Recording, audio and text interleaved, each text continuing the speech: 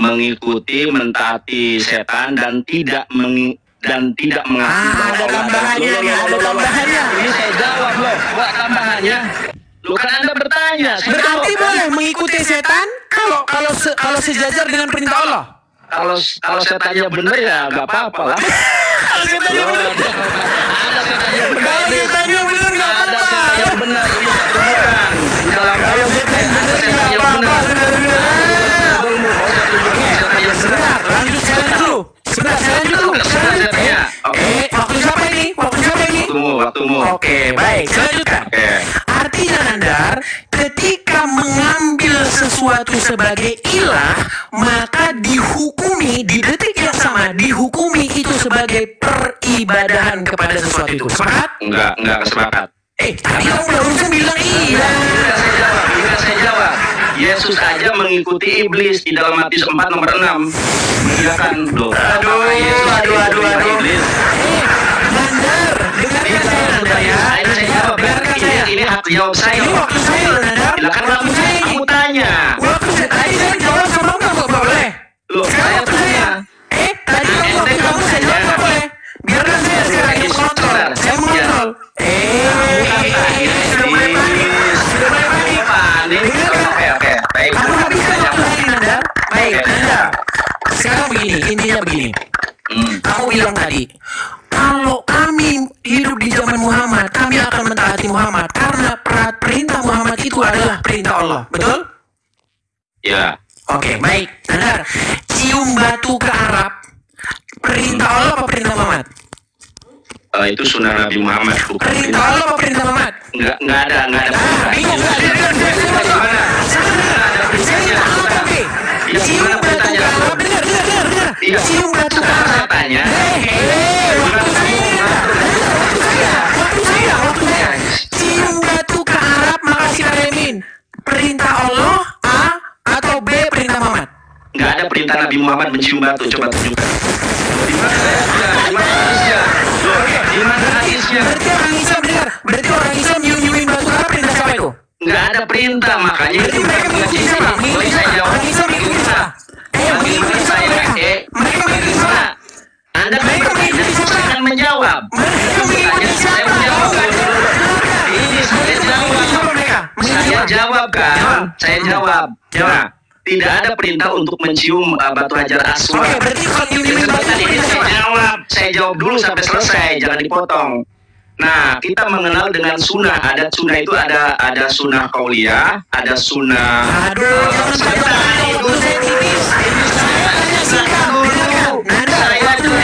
bagaimana saya mau menjawab ini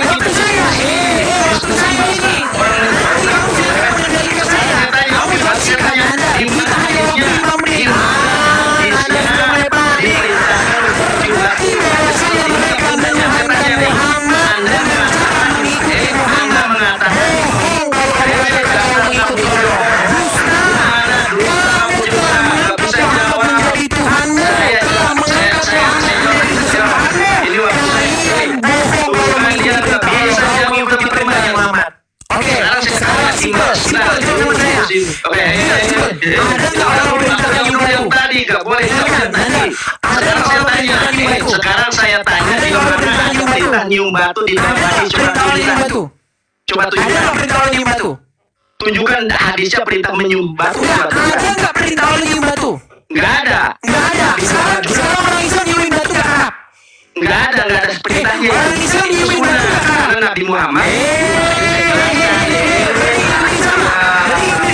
Takut ya.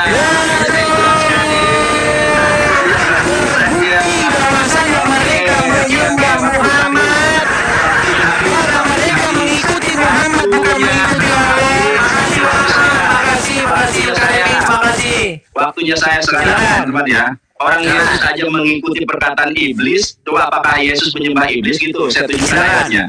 Tunjukkan Ayatnya, kita lihat nih teman-teman ya. Nah, tolong jawab pertanyaan saya. Di mana perintah Nabi Muhammad mencium batu? Di mana? Kamu kan tadi bertanya kepada saya. Kamu mencium batu atas perintah Allah atau perintah Nabi Muhammad? Nabi Muhammad dan Allah Subhanahu wa Ta'ala tidak pernah memerintahkan kami mencium batu. Di dalam hadis hadisnya. Hadisnya berbunyi, barang siapa yang mencium hajar aswad dan mengusap rukun yamani, maka dosa-dosanya digugurkan. Itu bukan perintah, Dudul. Barang siapa mencium, berarti itu perintah, siapa yang nyium batu, maka dosanya dihapuskan. Artinya ada perintah. Kalau perintah itu Gimana sih waktu saya, bukan saya lu yang bilang. Habis kalau habis.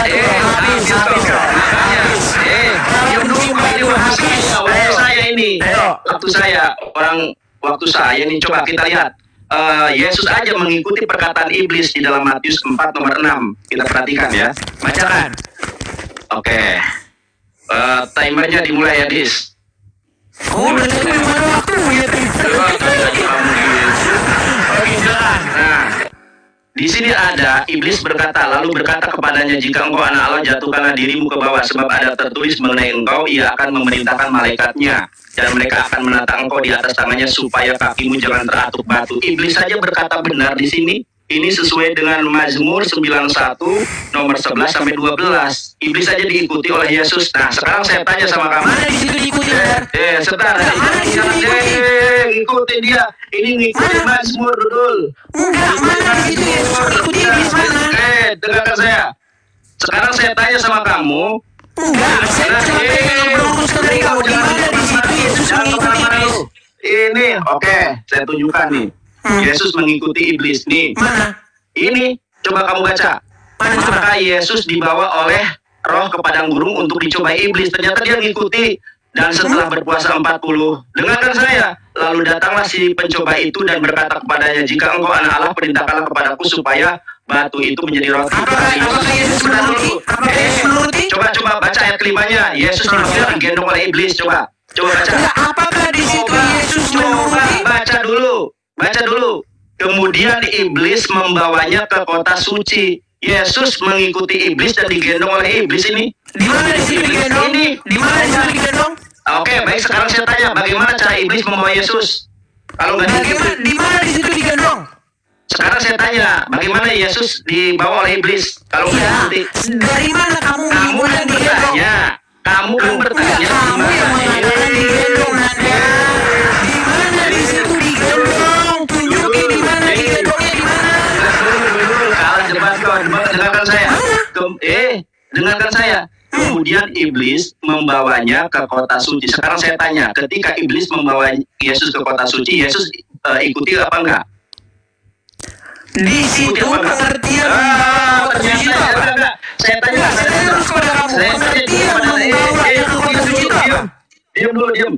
Kemudian iblis membawanya. Sekarang pertanyaan saya kepada Anda, bagaimana cara iblis membawa Yesus sampai Yesus ditaruh dan menempatkan dia di bubuhan bait Allah? Pertanyaan saya, bagaimana iblis membawa Yesus dan bagaimana caranya iblis menempatkan Yesus di bubuhan bait Allah? Dan ngerti nggak kamu bubuhan bait Allah itu seperti apa? Atasnya, di atas. Sebentar, Yesus aja sebentar. Justru kalau ke bawahnya Yesus dibawa juga ke gunung. Ternyata iblis aja diikuti oleh Yesus. Apakah Yesus penyembah iblis? Sekarang saya tanya. Sudah bisa sekali? Bingung kan? Saya bilang, waktu saya nih. Saya bilang, waktu saya nih.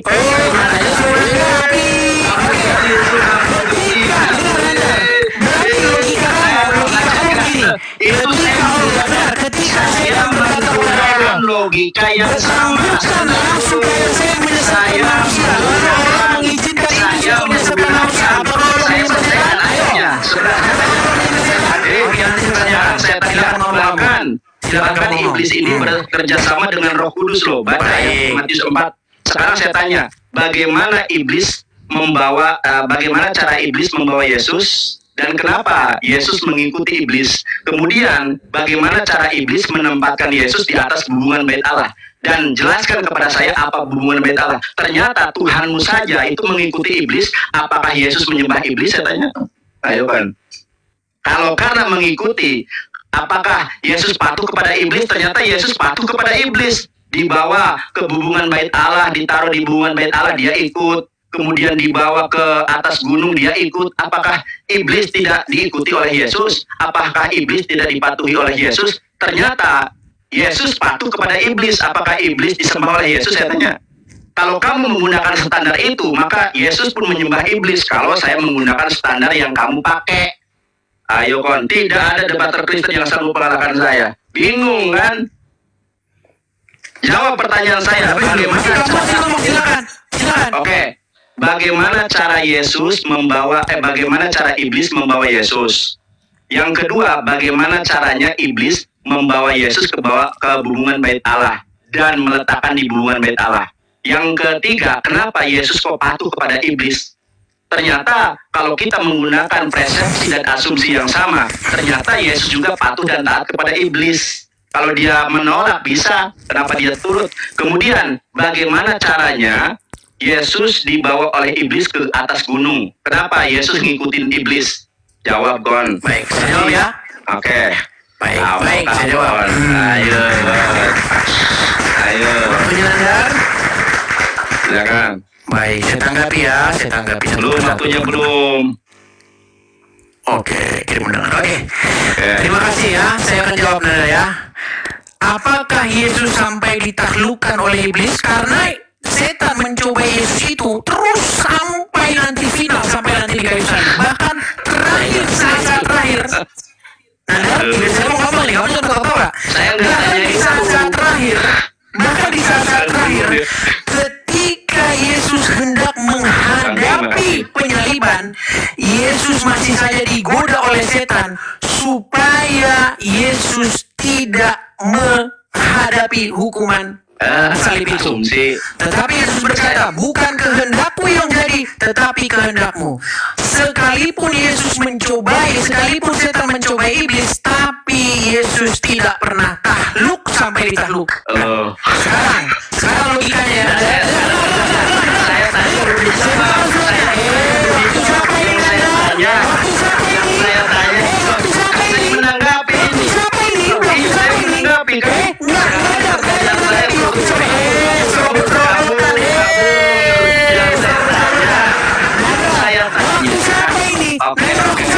Oke, saya bukakan di dalam surat Al-Araf ayat yang kelima sampai ayat yang ke-11 sampai 15. Di sini ada narasi bagaimana Allah menuruti setan. Nih. Setan berkata, beri tangguhlah saya sampai waktu mereka dibangkitkan. Allah berfirman, sesungguhnya kamu termasuk orang-orang yang diberi tangguh. Berarti Allah nuruti setan enggak? Enggak. Supaya dia diberi tangguh. Saya coba setan minta diberi tangguh. Bukan giliran saya menanggapi. Setan minta diberi tangguh enggak? Setan minta atau merintah saya tanya? Setan minta atau merintah? Dia minta diberi tangguh. Betul. Minta, bukan Dikabulkan permintaannya. Dikabulkan permintaannya. Bukan minta. Ayo, di situ. Allah manggut-manggut sama setan. Dengar. Allah manggut-manggut sama setan.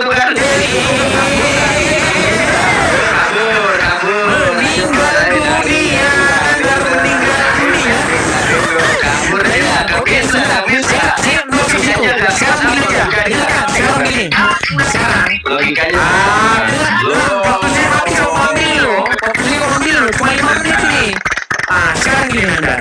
Intinya proses pencobaan atau proses penurutan ketika ditaati itu bukan menyimpulkan kepada satu peribadahan. Nah itu. Tapi kalau sampai ditaklukkan sehingga tidak kuasa lagi kecuali taat, maka kita sebut itu sebagai abdu. Nggak bisa. Ya kan? Nah, sekarang begini Nandar. Kalau kamu bilang kami taat kepada Muhammad karena kami disuruh Allah. Pertanyaan sekarang begini. Oke. Sekarang pertanyaan begini. Ya. Menurut Quran darah dilarang dikonsumsi nggak? Lari kemana? Enggak, ini udah kita buktikan. Darah dilarang dikonsumsi nggak? Di mana ayatnya? Jangan kalau orang lain dilarang dikonsumsi. Oke. Dengar. Darah Muhammad ketika diminum apa kata Muhammad? Haram tubuhmu suka neraka. Betul tidak? Di mana hadisnya lo?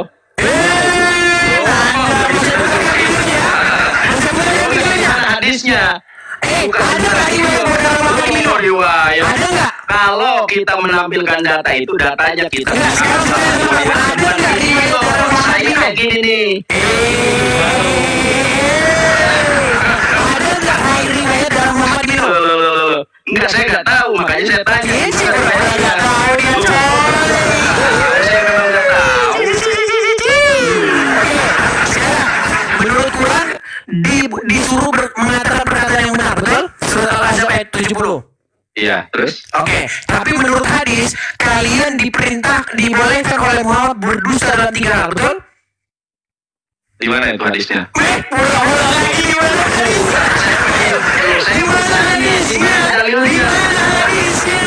Di mana dalilnya?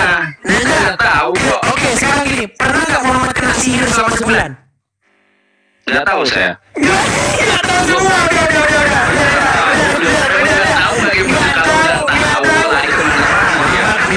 Lari kemana-mana. Muhammad mengizinkan boleh berdusta dalam 3 hal, nggak tahu. Muhammad kena sihir, nggak tahu. Anda seorang yang lugu. Dalilnya mana? Nandar lugu. Waktu saya. Oke, sekarang saya putarkan video-videonya ya. Oke, silakan. Dalil bukan video. Makasih Bang Aman. Oke, ya teman-teman lanjutkan kita. Ya, oke. Edit terima mailnya. Sudah saya bilang tidak ada debater Kristen yang sanggup mengalahkan saya. Ditanya di mana Musa menyembah Roh Kudus, gak pernah dijawab. Di mana ada kata Pehistahal Pitem, Peabit, et Ruach Kodes, gak bisa jawab. Dia mempresentasikan bahwa ketaatan itu artinya beribadah. Nah, kalau ketaatan artinya beribadah, ternyata Yesus itu taat kepada iblis. Di mana? Sekarang saya tanya kepada Anda, tolong jawab ya. Kemudian iblis membawanya ke kota suci. Sekarang saya tanya kepada Anda, kalau bukan digendong, dengan cara apa iblis membawa? Ini waktu saya duduk. Sorry. Macam mana pula? Kau perhatikan saya. Kemudian iblis membawanya ke kota suci dan menempatkan dia di hubungan bait Allah. Kenapa ini? Yesus kok taat kepada iblis? Bukannya iblis itu adalah musuh. Iblis itu adalah makhluk yang keji, yang berdusta kepada Tuhan. Kenapa Yesus kok taat kepada iblis? Kemudian iblis membawanya ke kota suci dan menempatkan dia di dalam hubungan bait Allah. Kalau pengertian taat adalah ibadah, maka di sini, mohon maaf ya, teman-teman Kristen jangan tersinggung. Saya hanya menggunakan paradigma dan asumsi yang sama yang digunakan oleh Edis. Kalau ketaatan kita kepada Nabi Muhammad diartikan adalah ibadah, berarti mutlak Yesus. Tuh kan teman-teman, udah mau kabur. Ini waktu saya, Nyai, habiskan dia. Sebentar, ini waktu saya loh. Saya kan lagi baca dalil, bukan berasumsi. Silakan. Kalau ketaatan kita kepada Nabi Muhammad di-framing bahwa kita menyembah Nabi Muhammad, bagaimana ketaatan Yesus kepada iblis? Ketika dia dibawa oleh iblis, kenapa dia taat? Manut saja. Ingat loh, ini bukan hanya dibawa ke bait Allah. Coba saya tanya kepada Anda, tolong dijawab. Kemudian iblis membawanya ke kota suci. Bagaimana Yesus tanya? Ini saya belum selesai. Tuh mulai taat. Kalau dia taat dia nih. Makanya saya tuh kan teman-teman ya, mulai kabur dia.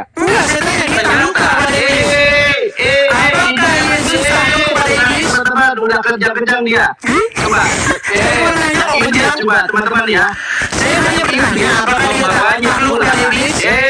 Dan iblis dia takluk. Makanya dia dan iblis membawanya pula ke atas gunung yang sangat tinggi. Apa buktinya bahwa Yesus takluk? Loh ini sekarang saya tanya, kenapa dia bisa dibawa iblis kalau dia enggak sama iblis? Ya, sekarang saya tanya, kenapa iblis diikuti oleh Yesus? Nggak ada di situ dikatakan Yesus mengikuti Makanya iblis. saya tanya kepada kamu, kemudian iblis membawanya ke kota suci. Sekarang saya tanya, ketika Yesus dibawa oleh iblis, dia taat atau tidak sama iblis? Berontak atau tidak, saya tanya? Jawab. Ketika dia dibawa oleh mana? Coba jelaskan. Ketika dia berontak tidak. Kalau dalam posisi di bawah itu tidak, karena tujuan di bawahnya itu adalah untuk melakukan untuk lompat dari bait suci itu, betul? Oke. Apakah Yesus melompat tidak? Sekarang saya tanya. Kemudian iblis membawanya. Ketika iblis membawa Yesus, dia taat kepada iblis atau tidak?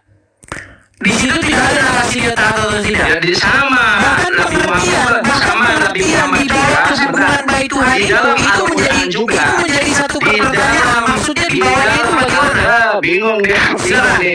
Bingung. Makanya di dalam Al-Quran juga saya sampaikan tidak ada kata ilah Muhammad, nggak ada di dalam Quran, nggak ada kata a'budu ilah Muhammad, nggak ada. Kalau asumsi atau paradigmanya kalau kita taat kepada Nabi Muhammad berarti kita menyembah Nabi Muhammad. Ternyata Yesus juga taat kepada iblis. Di sini loh dia dibawa, bahkan dia itu bukan hanya dibawa loh. Coba perhatikan di sini. Kemudian iblis membawanya ke kota suci. Saya tanya kepada Anda, bagaimana cara iblis membawa Yesus ke kota suci? Dan yang kedua, bagaimana cara iblis menempatkan Yesus di atas hubungan bait Allah? Apakah Yesus diam saja ketika dibawa-bawa oleh iblis? Berarti Yesus patuh kepada iblis. Kalau kita artikan bahwa kepatuhan, ketaatan diartikan menyembah, bolehkah saya mengatakan bahwa berarti Yesus, kalau saya menggunakan paradigma dan parameter yang sama, berarti Yesus menyembah iblis begitu? Kan enggak. Sama, Nabi Muhammad ditaati bukan untuk disembah, karena ada perintah dari Allah, atiullah wa atiur rasul wa ulil amri minkum. Itu kita patuhnya sebagai ketaatan kita kepada Allah. Jeder kon, kalah kon. Oke, baik, kita kasih waktu ya. Di sini anda nggak yang banyak.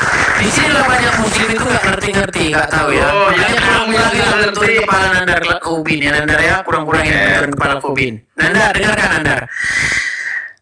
Kalau ada orang dia tahluk sehingga dia itu hidupnya dikendalikan oleh setan.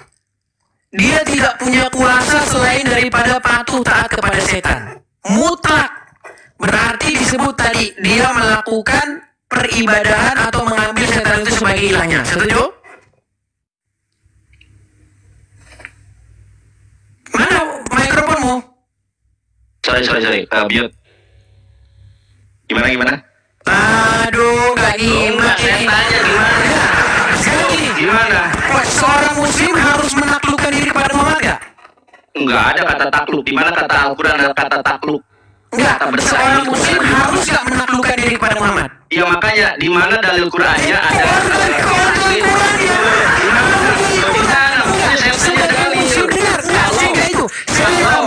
Sebagai muslim, Nanda itu waktu saya bertanya. Oke, kabur. Waktu saya ini Nanda. Waktu saya ini. Silakan. Tenang aja saya selesai. Waktu saya ini. Iya, silakan. Posisi kamu kepada Muhammad itu, kamu harus menaklukkan diri kepada dia nggak? Nggak ada kata takluk. Di mana kata takluk? Enggak, saya tanya sama kamu harus menaklukkan diri nggak kepada Muhammad? Nggak ada kata takluk di dalam istilah kami kepada Nabi Muhammad. Ada juga takluk. Nanda. Boleh nggak kau bantah dia? Hah? Karena dia boleh nggak kau bantah Muhammad? sebagai utusan Allah dia nggak boleh dibantah. Saya tanya, boleh nggak kau bantah dia? Saya jawab, karena dia utusan Allah nggak boleh dibantah karena Allah berarti apapun kata Muhammad harus kau taati. Ya, sesuai dengan Quran dan Sunnah. Oke, baik. Ya, dengarkan. Saya pernah dengar cerita tentang Muhammad yang meminum darah Nabi SAW. Sedangkan dalam Al-Quran minum darah itu dilarang. Darah itu haram. Ini khusus ya. Nama kitabnya Mafahim Yajid Antusohah. Ketika Nabi menyuruh sahabat membuang darah bekas hukam di Yaman. Nabi darah, pergi buang sana. Begitu dia belakang, bukan dibuang ya, diminum dari darah Nabi. Nabi bilang, yang mana darah? Aku minum. Kata Nabi SAW, orang yang darahnya bercampur dengan darahku haram disentuh api neraka. Darah Nabi. Benar. Menurut yang barusan kamu dengar, darah Muhammad diminum, betul? Saya nggak tahu jujur.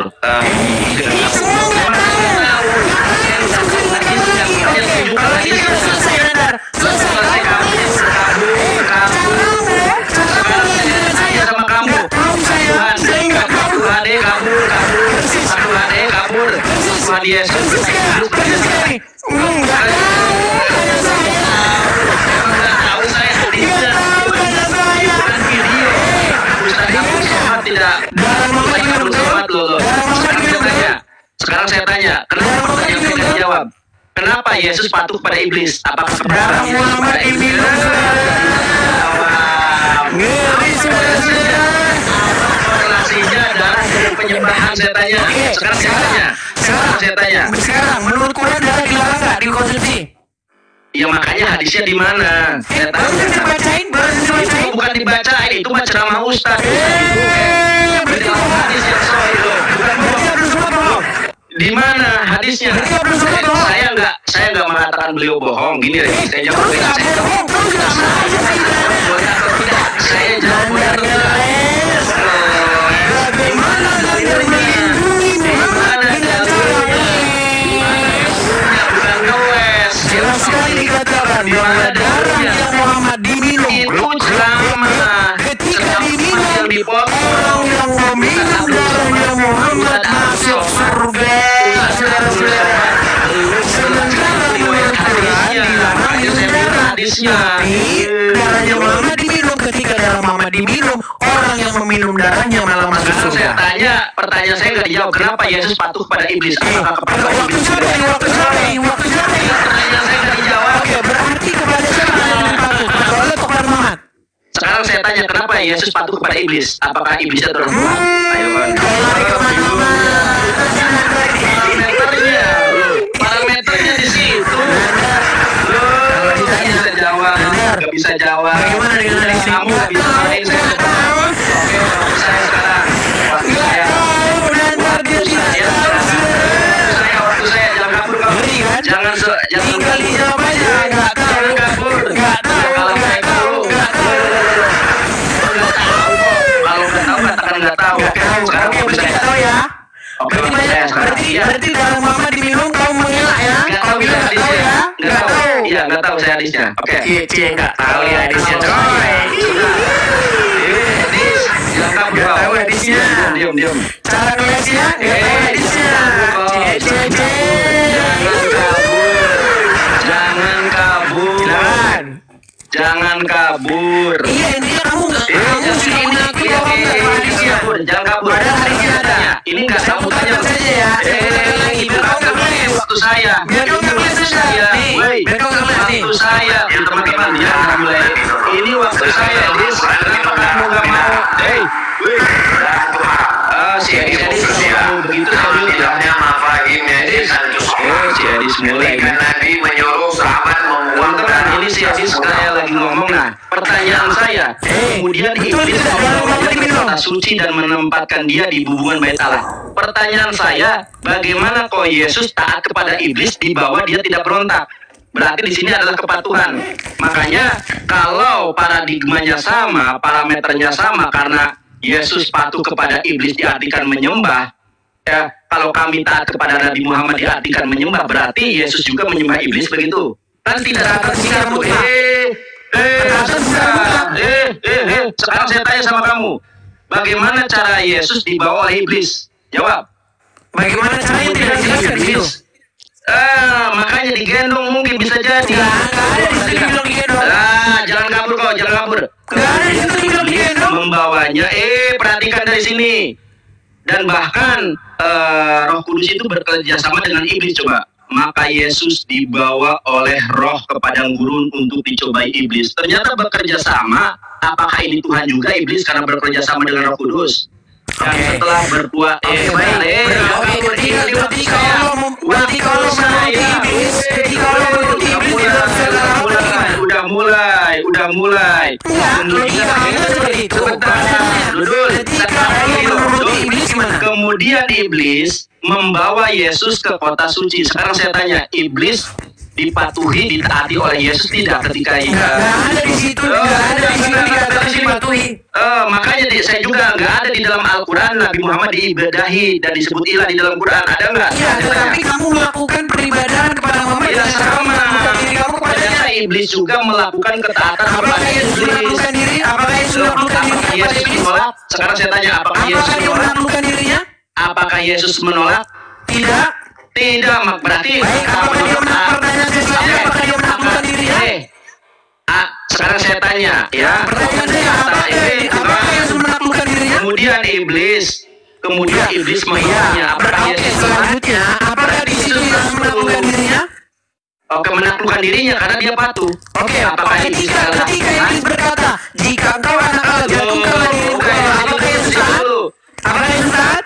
Kesini dulu, kemudian Ya, iblis ketika membawanya ke kota dikatakan suci. Sekarang tujuan dibawa ke hubungan itu adalah supaya dia dicobai, supaya jatuhkanlah dirimu ke bawah. Apakah sekarang Yesus saya taat? tanya kepada ente. Sekarang Tidak saya tanya menjawab kepada ya ente. saudara.